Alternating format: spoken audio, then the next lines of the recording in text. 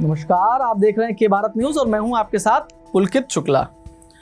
भारत में राज करने वाले राजाओं के पास अकूट खजाना हुआ करता था, क्योंकि उस वक्त बैंकिंग का कोई सिस्टम नहीं था। इसलिए वो अपने खजानों को अपने तहखानों में छुपा कर रखा करते थे।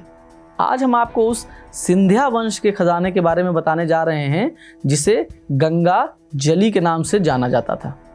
आपको बता दें कि 17वीं और 18वीं शताब्दी में सिंधिया राजवंश अपने शीर्ष पर था और ग्वालियर के किले से लगभग पूरे उत्तर भारत पर शासन चल रहा था।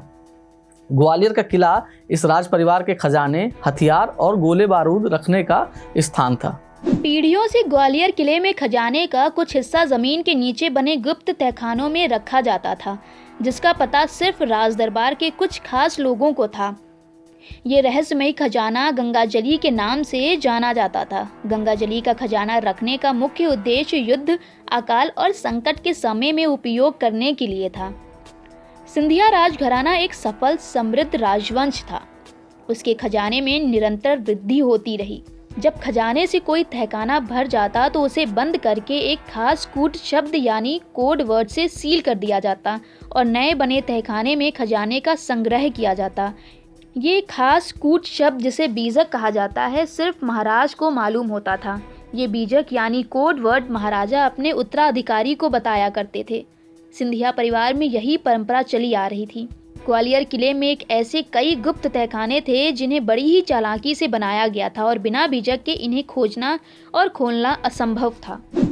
सन 1843 में सर माधवराव के पिता जयाजी राव सिंधिया महाराजा बने, जिससे तहखानों और बीजक का उत्तराधिकार भी उनको मिला।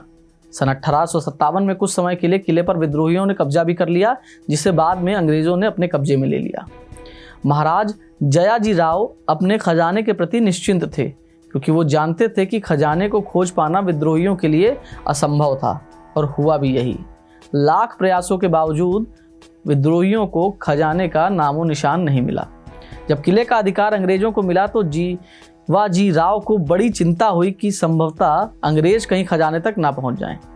सन 1886 में जब अंग्रेजों ने किले का अधिकार पुनः सिंधिया परिवार को सौंप दिया और महाराज जयाजी राव ने चैन की सांस ली। महाराज जयाजी राव ने किले में पहुंचते ही पहला काम ये किया कि बनारस से मिस्त्रियों को बुलाया। उन मिस्त्रियों को चलने से पहले गौ माता की सौगंध दी गई और आंखों पर पट्टी बांधकर ट्रेन में बिठाकर ग्वालियर लाया गया। आंखों पर पट्टी बांधे हुए ही उन्हें किले के अंदर ले जाया गया। इन मिस्त्रियों को तब किले में रखा गया जब तक कि इन्होंने गुप्त खजाने का द्वार खोद कर नहीं निकाला। जब महाराज ने देखा और सुनिश्चित किया कि खजाना सुरक्षित था तो तुरंत प्रवेश द्वार को बंद कर दिया गया। मिस्त्रियों को जिस प्रकार लाया गया था उसी प्रकार सुरक्षा पूर्वक बनारस वापस पहुंचा दिया गया। दुर्भाग्य से उस घटना के कुछ समय बाद ही राजा जयाजी राव सिंधिया का निधन हो गया, और चूंकि माधवराव उस समय बच्चे ही थे, वह बीजक पाने में असफल रहे। इस घटना से राज दरबार में खलबली मच गई। इस दुविधा को देखते हुए ग्वालियर में रहने वाले एक ब्रिटिश कर्नल बैनरमैन ने खजाना खोजने में राज परिवार की मदद करने की पेशकश की। राज दरबार ने कर्नल को अनुमति दे दी। कर्नल पूरे जी जान से किले की छानबीन में लग गए। बड़ी मेहनत और प्रयासों के बाद कर्नल एक तहखाना खोजने में सफल हुए। जब खजाने का द्वार खुला तो सबके होश उड़ गए। कर्नल बैनरमैन के शब्दों में ये खजाना अली बाबा की खजाने की कल्पना को हकीकत में देखने जैसा था।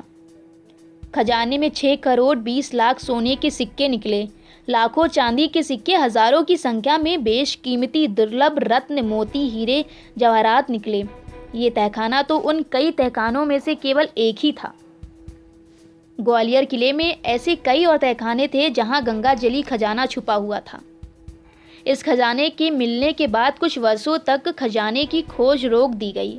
जब माधवराव बड़े हुए तो उनका राज तिलक हुआ और सिंधिया राजवंश का उत्तराधिकार उन्हें मिला। उन्होंने अन्य तहखानों की खोज शुरू की। सर माधवराव के बहुत प्रयत्नों के बावजूद भी खजाने का पता नहीं चल पाया। एक दिन राजा माधवराव शिकार खेलने के लिए जा रहे थे, तभी वहां एक वृद्ध ज्योतिषी आया और उसने माधवराव के कान में बोला कि वो खजाने का पता जानता है। ज्योतिषी ने कहा वो राजा को खजाने तक ले जाएगा, पर उसकी शर्त थी, राजा को अकेले उसके साथ आना होगा। माधवराव ने थोड़ा सोच विचार के बाद हाँ कर दी। तब ज्योतिषी ने राजा के सामने एक और शर्त रखी। राजा माधवराव को निहत्थे आना होगा और ज्योतिषी उनकी आंख पर पट्टी बांधकर उन्हें खजाने तक ले जाएगा। माधवराव ये शर्त भी मानने को तैयार हो गए, पर एहतियात के तौर पर एक हथियार अपने कपड़े में छिपा लिए। किसी की अनिष्टि की आशंका से बचने के लिए किले के सारे दरवाजे अंदर से बंद करवा दिए गए और किले की भूमिगत तलों से खजाना खोजकर वापस आने तक किसी भी बाहरी व्यक्ति का किले में प्रवेश वर्जित कर दिया। ज्योतिषी राजा माधवराव को किले के अंदर कई गुप्त रास्तों से ले जाते हुए आखिरकार खजाने तक पहुंचा दिया। तहखाने के भीतर जाते हुए राजा माधवराव को ऐसा लगा कि कोई तीसरा व्यक्ति भी उनके साथ साथ पीछे चल रहा है। जान का खतरा समझकर उन्होंने अपना हथियार निकाला और ताकत से प्रहार कर दिया। ये सब कुछ सेकंड्स में हो गया। माधवराव को बस इतना आभास हुआ कि दिया गिरा, लौ बुझ गई और उनके प्रहार से किसी इंसानी खोपड़ी के चटकने की आवाज़ आई। बदहवास माधवराव तेजी से बाहर भागे। जो भी रास्ता उन्हें सही लगा पकड़ते हुए भागते हुए माधवराव उस जगह पर पहुंचे जहां उनके विश्वास करने वाले लोग और सैनिक बेचैनी से उनका इंतजार कर रहे थे। बाहर आने की थोड़ी देर बाद जब माधवराव इस दहशत से कुछ उभरे तो उन्हें ऐसा विचार आया कि शायद उन्होंने अपने कदमों की प्रतिध्वनि ही सुनी थी और असल में उनके पीछे कोई भी नहीं था। साथ ही साथ गलती से उन्होंने उस वृद्ध ज्योतिषी पर ही हथियार चला दिया।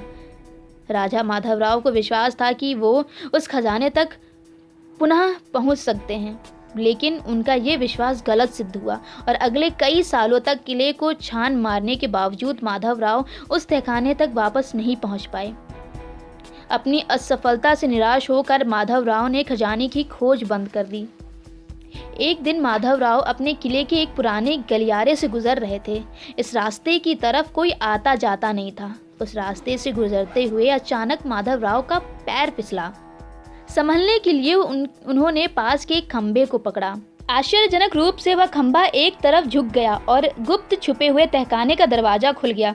माधवराव ने अपने सिपाहियों को बुलाया और तहखाने की छानबीन की। उस तहखाने से माधवराव सिंधिया को 2 करोड़ चांदी के सिक्के के साथ अन्य बहुमूल्य रत्न मिले। इस खजाने के मिलने से माधवराव की आर्थिक स्थिति में बहुत वृद्धि हुई। वर्षों की हताशा और बुरे अनुभवों से शिक्षा लेते हुए सर माधवराव ने ये निर्णय लिया कि वो कभी भी अपने धन को इस तरह गुप्त रूप से नहीं छुपाएंगे। राजा माधवराव ने अपने खजाने को रुपयों में बदला और मुंबई लाकर उद्योग जगत की कई बड़ी कंपनियों में निवेश किया। सन 1920 में उस समय टाटा ग्रुप की आर्थिक स्थिति कुछ खास अच्छी नहीं थी और कंपनी संघर्ष के दौर से गुजर रही थी। टाटा समूह के प्रबंधकों ने राजा माधवराव से आर्थिक सहायता का निवेदन किया, जिसके जवाब में राजा माधवराव खुशी से सहायता करने को राजी भी हो गए। अब इससे माधवराव और सिंधिया राजघराना टाटा समूह के सबसे बड़े निवेशकर्ताओं में से एक हो गए और टाटा कंपनी के एक बड़े हिस्से के मालिक भी बन गए। टाटा ग्रुप में निवेश इस कहानी के सच्ची होने का सबसे बड़ा प्रमाण है और ऐसा माना जाता है कि आज भी ग्वालियर के किले में गंगा जली खजाना छुपा हुआ है। संभवतः राजा के उत्तराधिकारियों ने भी कुछ तहखानों की खोज की हो और शायद सफल भी हुए हों, परंतु इस घटना के अतिरिक्त किसी अन्य घटना का कभी भी कोई खुलासा नहीं हो पाया। अब सिंधिया परिवार के गंगा जली खजाने का रहस्य तो आज भी बरकरार है।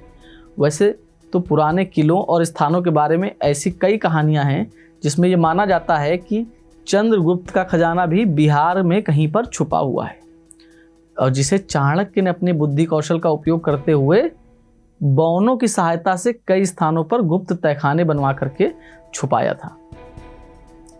चूंकि माधवराव मराठों की सिंधिया राजवंश के उत्तराधिकारी थे, अतः सन 1961 में उन्हें ग्वालियर का राजा बनाया गया, परंतु सन 1971 में संविधान के 26वें संशोधन के कारण उनकी राजशाही खत्म कर दी गई और उनके सभी विशेषाधिकारों को भी हटा दिया गया। अपनी माता राजमाता विजया राजे सिंधिया की राजनीतिक विरासत को अपनाते हुए माधवराव भी 1971 में लोकसभा चुनाव में प्रत्याशी बने और लोकसभा के लिए चयनित भी हुए। माधवराव सिंधिया लगातार 9 बार बिना हारे लोकसभा के लिए निर्वाचित हुए और कई विभागों में मंत्री भी बनाए गए थे। 30 सितंबर 2001 को उत्तर प्रदेश के मैनपुरी जिले के पास एक हवाई जहाज दुर्घटना में महज 56 वर्ष की आयु में उनका निधन हुआ। उनके पुत्र ज्योतिरादित्य सिंधिया वर्तमान में भारतीय राजनीति में एक सक्रिय भूमिका निभा रहे हैं और शिवराज को फिर से मध्य प्रदेश का राज दिलाने में भी उनका बड़ा योगदान रहा है। सिंधिया एक हिंदू मराठा राजघराना है जिसने ग्वालियर स्टेट पर 18वीं से 19वीं सदी तक राज किया। सिंधिया कुणबी जाति के राजश्री मराठा हैं।